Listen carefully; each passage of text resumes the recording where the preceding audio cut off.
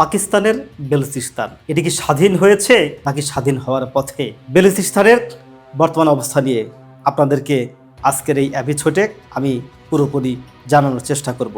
সাথে আছি আমি এনায়েত করি।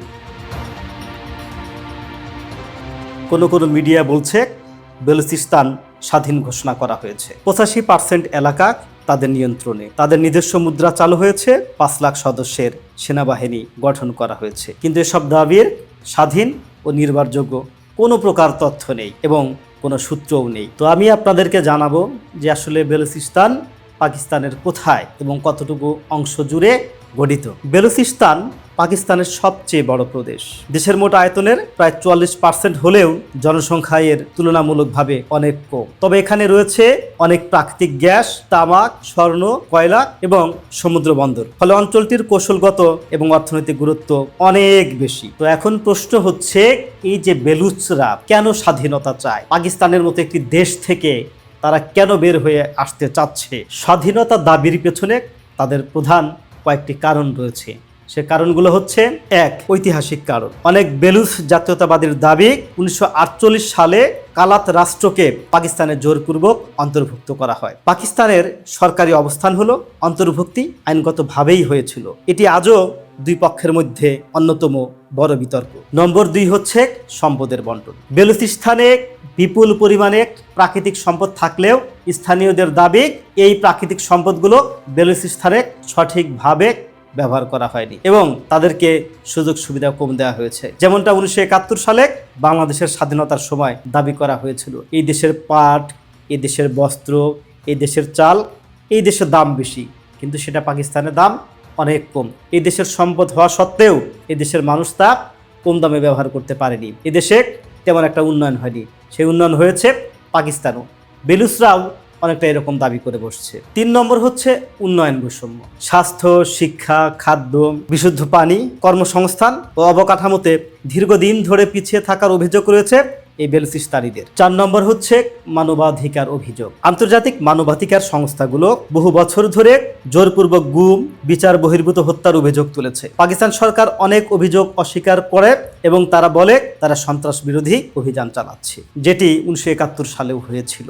বাঙালিরা যখন স্বাধিকারের দাবিতে আন্দোলন করেছে তখনই সন্ত্রাসী আখ্যা দিয়ে তারা দমন নিপীড়ন চালিয়েছে। এমনকি 1971 সালের 25শে মার্চ অপারেশন সার্চলাইট নামে তারা একটি কুখ্যাত অভিযানও পরিচালনা করেছিল, যেটি সকল বাঙালিরাই জানে। এখন প্রশ্ন হচ্ছে, এই যে আন্দোলনের সূত্রপাত, বেলুচিস্তানিরা আন্দোলন করেছে, এই আন্দোলনটা কবে থেকে হচ্ছে? এই বেলুচ বিদ্রোহটা নতুন নয়। 1947 সালের পর থেকেই পর্যায়ক্রমে বিভিন্ন বড় বড় আন্দোলন হয়েছে। 1948 সালে প্রথম সশস্ত্র বিদ্রোহ করে বসে এই বেলুচিস্তানের বিদ্রোহী সংগঠনগুলো। এরপরে 1958 থেকে 1959 টানা বিদ্রোহ হয়। এরপরে 1962-63 সাল, তারপরে 1973 থেকে 1977 সাল পর্যন্ত বড় আকারের সংঘর্ষ হয় পাকিস্তানি মিলিটারির সাথে এই বেলুচ স্বাধীনতাকামীদের। আর এরপরে 2004-05 থেকে বর্তমান পর্যন্ত আধুনিক পর্যায়ের বিদ্রোহ, অর্থাৎ প্রায় 78 বছরের বেশি সময় ধরে বিভিন্ন পর্যায়ে আন্দোলন চলছে। এই আন্দোলনে নেতৃত্ব দিচ্ছে কারা? এটি কোনো একক নেতৃত্বের আন্দোলন নয়, তবে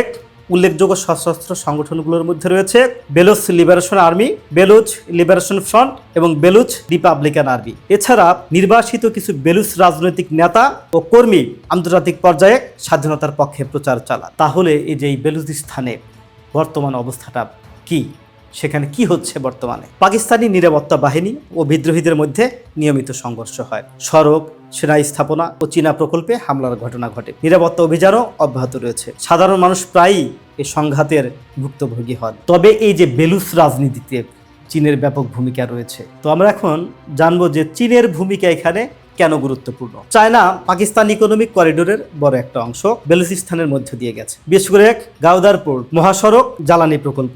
এসব কারণে চীন অঞ্চলটিকে অত্যন্ত গুরুত্বপূর্ণ মনে করে। তাছাড়া পাকিস্তানে রয়েছে চীনের বড় বড় ইনভেস্টমেন্ট, বিশেষ করে একটু আগে যেটা বললাম যে বেলুচে চীনের বড় বড় ইনভেস্টমেন্ট রয়েছে। এখন সেসব কারণে চীন কিন্তু পাকিস্তানের রাজনীতিতে নিজেরা নাক গলিয়ে থাকে। বেলুচ যদি আলাদা হয়ে যায় বা পাকিস্তানে বড় ধরনের কোনো সাংঘর্ষিক ঘটনা ঘটলে সেটার প্রভাব কিন্তু এই চীনা ব্যবসায়ীদের উপর পড়বে। তো চীন এমনই একটা রাষ্ট্র, তারা কোথাও 1 টাকা ইনভেস্ট করলে সেখান থেকে তারা লস দিয়ে যাবে না, সেখান থেকে তারা 2 টাকা উসুল করেই ছাড়বে। তো পাকিস্তানে যদি বড় ধরনের কোনো দুর্ঘটনা ঘটে তাহলে কিন্তু চীনের ব্যবসায়ীদের লাল বাত্তি, আর চীনারা এটা কখনোই চাইবে না।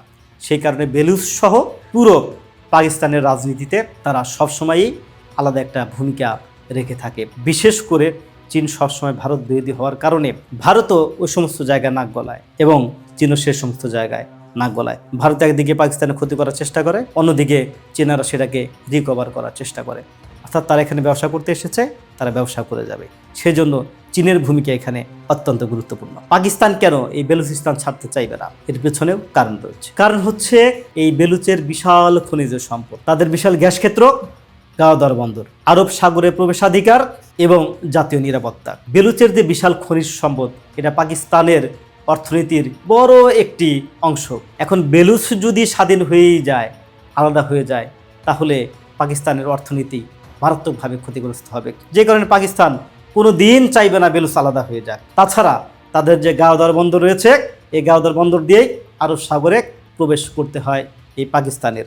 যদি এই গাওদর বন্দরটা তথা বেলুচ যদি আলাদাই হয়ে যায়, তাহলে কিন্তু এই বন্দরটা ব্যবহার করতে পারছে না পাকিস্তান। আর যদি ব্যবহার নাই করতে পারে, তাহলে ওইদিকে উপসাগরীয় অঞ্চলের সাথে এদের যোগাযোগটা বিচ্ছিন্ন হয়ে যাবে। ফলে প্রতি বছর মারাত্মক ট্রান্সপোর্টেশন সমস্যার শিকার হবে এই পাকিস্তান সেটি কখনোই করতে চাবে না। তাছাড়া বেলুচিস্তান এত বিশাল একটি জায়গা, সেই জায়গা যদি তাদের হাতছাড়া হয়ে যায়, তাহলে পাকিস্তানের যে চিরশত্রু ভারত বা ভারতের চিরশত্রু পাকিস্তান, এই পাকিস্তান কিন্তু ভারতকে ট্যাকেল দিতে পারবে না। পাকিস্তানের শক্তিমত্তা কমে যাবে, তাদের জায়গা কমে যাবে।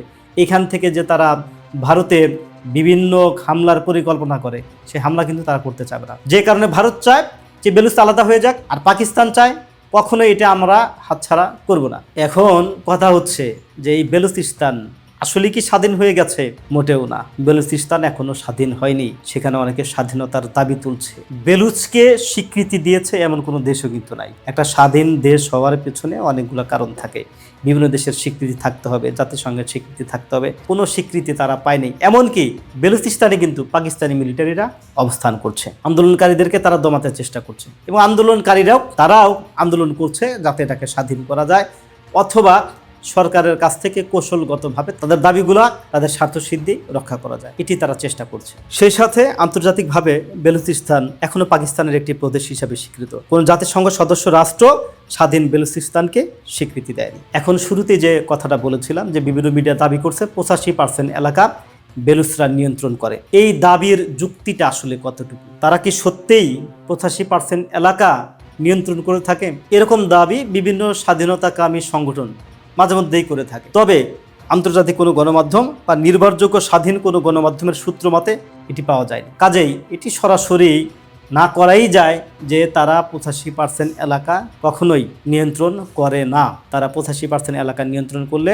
স্বাধীন কোনো গণমাধ্যমে অবশ্যই এটি প্রকাশিত হতো, অথবা আন্তর্জাতিক মিডিয়ায় প্রকাশিত হতো। এখানে স্বাধীনতাকামী সংগঠনগুলো তাদের বিভিন্ন পেজ থেকে, বিভিন্ন ফেসবুক আইডি থেকে তারা এরকম দাবি করে থাকে, কিন্তু এই দাবির প্রেক্ষিতে কোনো যুক্তিযুক্ত বা নির্ভরযোগ্য সূত্র নেই। তবে এটা সত্য যে কিছু কিছু পাহাড়ি বা দুর্গম এলাকায় তাদের ব্যাপক প্রভাব রয়েছে। যেমন বাংলাদেশেও পার্বত্য অঞ্চলে বিভিন্ন সশস্ত্র সংগঠন মাঝে মধ্যে তারা বিভিন্ন দাবি করে বসে, এবং তারা তাদের নিয়ন্ত্রণাধীন বিভিন্ন এলাকাতে বিভিন্ন দৌরাত্ম্য চালায়। অনেক সময় তারা বিভিন্ন ফেসবুক আইডি থেকে, বিভিন্ন পেজ থেকে তারা ঘোষণা করে এই অঞ্চলটা আমাদের অধিকারে রয়েছে, কিন্তু বাস্তবে কিন্তু তা না। যখন তাদের দৌরাত্ম্য বেড়ে যায়, তখন বাংলাদেশের আর্মি রয়েছে, বাংলাদেশের যে ডিফেন্স ফোর্স রয়েছে, তারা কিন্তু তাদের উপর আক্রমণ চালিয়ে বা তাদেরকে প্রতিহত করার চেষ্টা করে। এখানে বেলুচের দুর্গম এলাকায় বিদ্রোহীদের প্রভাব থাকলেও প্রধান শহর, প্রশাসন, বিমানবন্দর ও অধিকাংশ সরকারি স্থাপনা পাকিস্তানের নিয়ন্ত্রণে রয়েছে। এখন সবচেয়ে বড় কথা যে পাকিস্তানের বেলুচ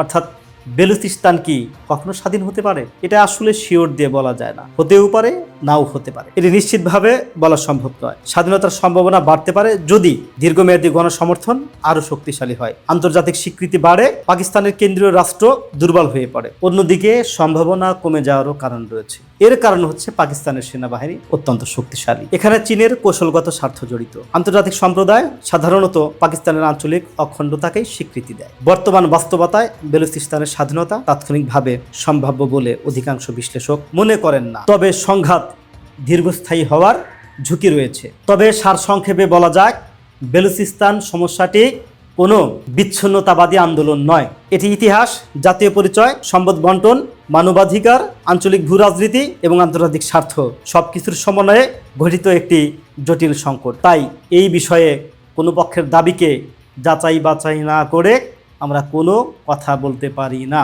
তবে এই মুহূর্তে পাকিস্তান একটি সংকটের মধ্য দিয়ে যাচ্ছে, আর সেই সংকটাপন্ন অবস্থায় কোনো কিছুই শিওর দিয়ে বলা যাচ্ছে না কি হতে পারে। তবে বেলুচিস্তান এই মুহূর্তে যে স্বাধীন হতে পারেনি বা এই মুহূর্তে যে স্বাধীন হওয়ার সম্ভাবনা নেই, তা আমার আলোচনা থেকে নিশ্চয়ই আপনারা বুঝতে পেরেছেন। পাকিস্তানের উচিত যে তাদের সমস্যাটাকে সমাধান করা। যদি সমাধান না করতে পারে, যদি সেখানে মানুষের অধিকারকে রক্ষা করতে না পারে, যদি সম্পদের সঠিক বন্টন করতে না পারে, যদি মানুষের মানবাধিকার সুরক্ষা না হয়, মানবাধিকার যদি সুনিশ্চিত না হয়, তাহলে এই বেলুচিস্তানও হারাতে পারে পাকিস্তান। কেননা একটি দেশ কাদের অনুকূলে থাকবে কি থাকবে না তার পুরোপুরি নিয়ন্ত্রক সেই দেশের জনগণ। জনগণ যদি কোনো সরকারের সাথে না থাকে, কোনো দেশের সাথে না থাকে, তাহলে জোর করে তাকে নিজের করে রাখা যায় না, যার প্রমাণ 1971 সালের বাংলাদেশ। কাজেই বেলুচিস্তান স্বাধীন হবে কি হবে না তার পুরোপুরি নির্ভর করছে